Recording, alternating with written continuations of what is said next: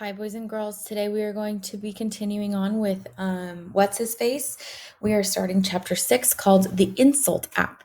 Good morning, Coop. Put your phone away and grab some cereal. You have to eat quickly if you're going to get to school on time. Okay, Mom. Cooper pours himself a bowl of frosted mini wheats and milk using his free hand. His other is clamped firmly on the GX 4000. You'll be a lot more efficient without the phone, Mrs. Vega tells him. Veronica rolls her eyes. Get a clue, Mom. He's listening to music. Can't you see he's wearing one of the wireless earbuds? He probably can't even hear us.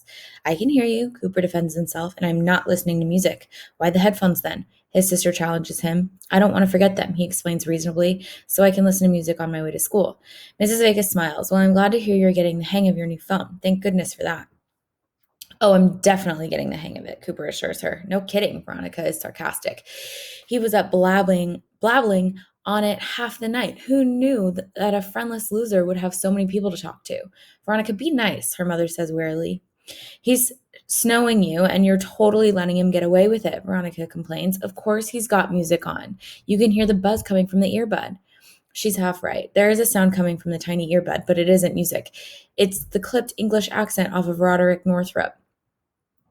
As Cooper pretends to fiddle with his phone while he eats, he pans the camera lens all around the house, giving the ghost his first good look at a 21st century. Thy dwelling is magnificent, he raves. Verily thou must be wealthy beyond the queen. Shh! Yet, where are the servants? And if this be the kitchen, where is the hearth? How dost thou cook without fire? The idea of explaining to a guy from 1596 how a microwave oven works causes Cooper to choke on a frosted mini wheat. Veronica laughs in his face. Swallow much or just read about it? A car horn sounds outside. Gotta go. Chad's here to pick me up. I'll be late today. Volleyball practice. Ask Chad if he minds swinging by the middle school to drop off Cooper, Mrs. Vega requests. It's okay, I'll just walk, Cooper puts in hastily. He likes Chad about as much as he likes Brock, which is not very much at all. And anyway, if he walks, he might run into Jolie on the way. There's no time, his mother insists. I don't want you to be late. When Chad's fire engine red Mustang pulls away from the curb, Rowdy exclaims, Forsooth, 'tis a miracle. Where are the horses for this carriage? Shh, Cooper hisses. Veronica glares at him in the back seat. Can't you be normal for 1 3-minute car ride? Chad chimes in. I asked my kid brother about you. He says he doesn't know who you are. Tell him I'm what's his face, Cooper supplies. That'll ring a bell. As they drive, Cooper holds up his phone, giving Rowdy a panoramic view of Stratford.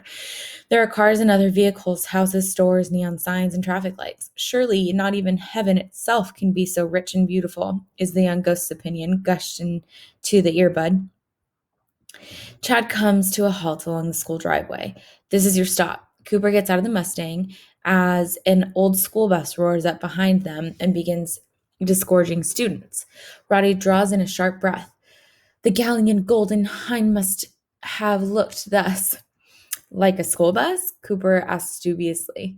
School bus, Rowdy repeats, trying the words for size. 'Tis a worthy name for such a grand vehicle of color so pleasing to the eye.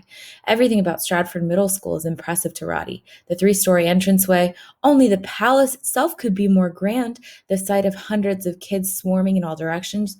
Surely there are not many children in all London. Even the video sign out front thrills the ghost to his core. And this palace gate. The palace gate. By what sorcery do these messages change by themselves? You'd better get used to it, Rowdy, Cooper mumbles into the GX 4000. Everything runs as electronics do on electronics in 2018. Book fair today, Rowdy reads. Did you see that, Cooper Vega?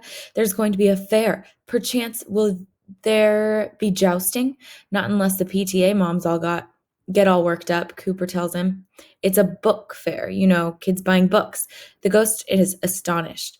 Are these children all of royal blood that they have the means to own such costly goods? What's so costly about books? In my world, books are out of reach of all but the wealthy. Paper is nearly the value of silver. In my apprenticeship with Mannering and Brown, our books took months to print, and our clients were of nobility. It's kind of different now, Cooper tries to explain. Books are pretty cheap. Most kids have shelves for them at home. Pep rally, October the 14th. Rowdy continues his reading as the sign changes. What is this pep, and why must we rally to it? And part 2 will be in the next video.